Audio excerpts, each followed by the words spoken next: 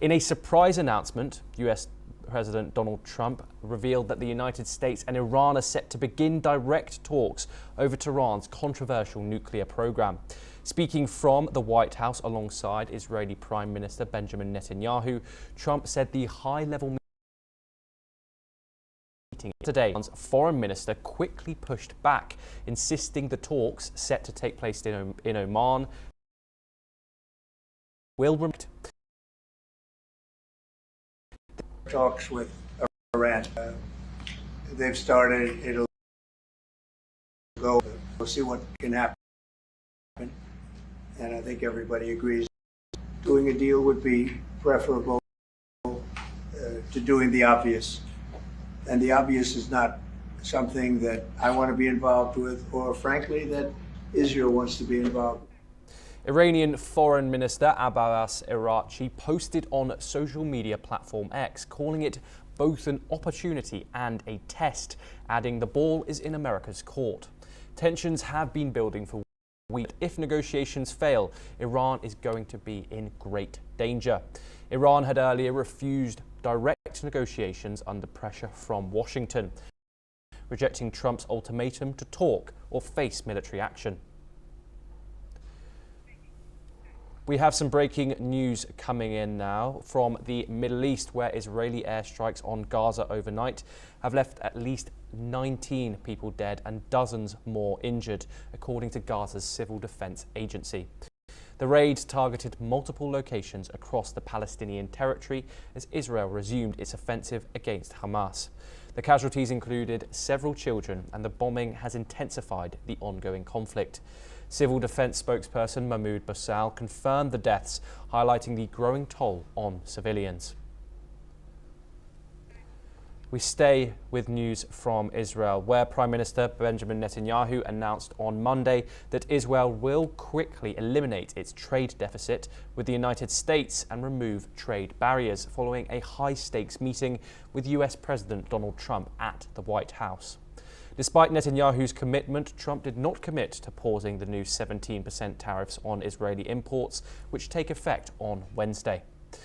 Trump said the US with billions in aid and is not looking at halting tariffs even for allies. Israel is one of over 60 countries hit under Trump's reciprocal tariff system and is expected to lose $2.3 billion, with the tech sector most affected. Met with US Trade Representatives Jamieson Greer and Commerce Secretary Howard Lutnick. Meanwhile, Trump confirmed that US-Iran nuclear talks will begin Saturday, warning Iran of great danger if negotiations fail. Indirect talks through a mediator, emphasizing its stance against nuclear weapons development. Here's what Netanyahu and Trump said during their meeting. Steve Witkoff was President Trump's very able representative, helped us get a deal that got 25.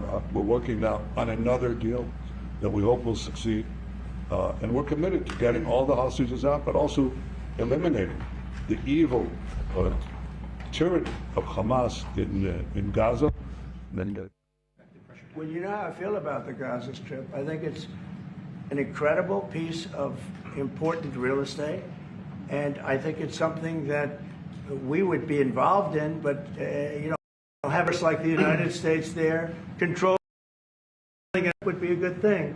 Because right now, all it is for years and years, all I hear about is killing and Hamas and problems. And if you... In a related development, the humanitarian crisis in Gaza is reaching a breaking point. The United Nations is sounding the alarm. Food supplies are running out. Border crossings remain sealed. Risks are skyrocketing. Sanitation in makeshift camps is deteriorating, with fast reports of flea and mite severe skin infections, but with aid trucks stuck at the borders. Critical medical treatment remains out of reach, with World Programme warns that its aid operations are grinding to a halt as food supplies dwindle and growing desperation is fueling looting in the enclave.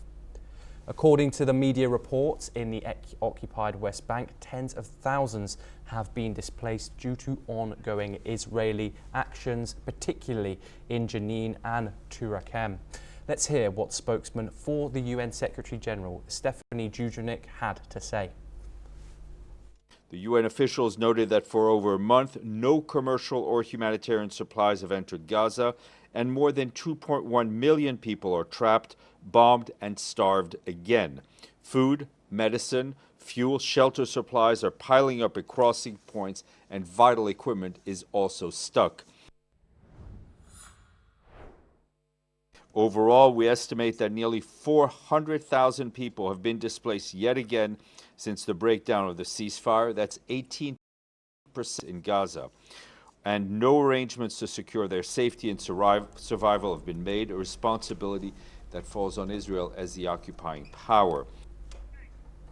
Let's shift our focus to Europe, where in Moscow today, a court has fined the popular messaging platform Telegram's 7 million rubles for refusing to remove content calling for terrorist attacks and anti-government protests. According to Russian state media, Telegram failed to take down channels prompting extremist activity, including attacks on railway transport to aid Ukrainian forces. The platform, founded by Russian-born Pavel Durov and now based in Dubai, has nearly 1 billion users worldwide. In Russia, Ukraine, and other former Soviet republics.